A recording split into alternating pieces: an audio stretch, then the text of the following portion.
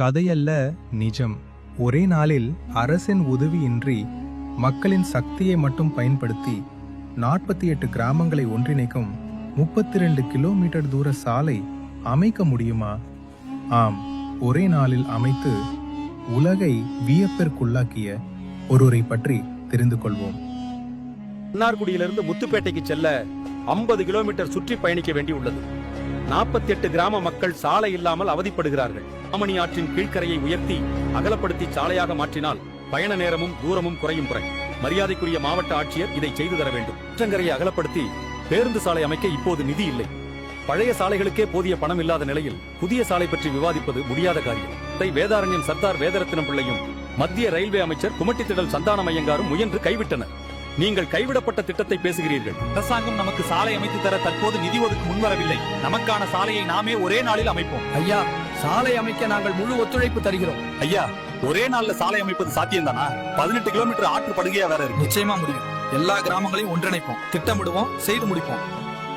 அனைத்து கட்சி தலைவர்கள், கம்யூனிஸ்ட் கட்சி தோழர்கள், 48 ஊராட்சி மன்ற தலைவர்களுடன் கலந்துரையாடுகிறார்.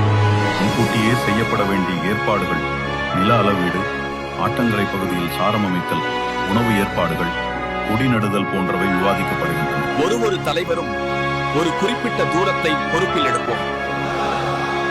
தேவையான மற்ற ஏற்பாடுகளை செய்வோம். சார், 32 கிலோமீட்டர் மண் சாலையை மக்களை திரட்டி ஒரே நாள்ல நான் போட்டு தரேன். நீங்கள் பஸ் வசதி செய்து கொடுக்க முடியுமா?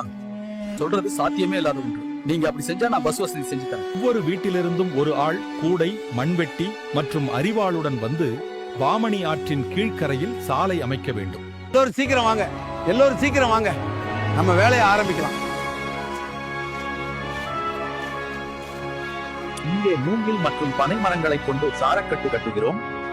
நாங்கள் மூங்கில் சாரக்கட்டுகளை உருவாக்கி மணல் மூட்டைகளை அடுக்கி சாலையை அமைக்க மணல் கொட்டுகிறோம்.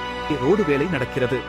சில பகுதிகளில் உணவு பொட்டலங்கள் விநியோகிக்கப்படுகின்றன. மற்ற பகுதிகளில் மக்கள் தாங்கள் கொண்டு வந்த உணவை சாப்பிடுகிறார்கள். நீங்கள் பார்ப்பது எங்களுக்கு தேவையான 32 கிலோமீட்டர் மன்னார்குடி முத்துப்பேட்டை சாலையை அரசாங்க உதவியின்றி SG முருகன் தலைமையில 48 கிராம மக்கள் நாங்களே அமைத்துக் கொண்ட காட்சி. சுமார் 25,000 மக்கள் திரண்டு காலை 6 மணிக்கு வேலையை தொடங்கி மாலை 6 மணிக்கு ஒரே நாளில் உலகமே கண்டிராத ஒரு அதிசயத்தை நிகழ்த்தி காட்டினர்.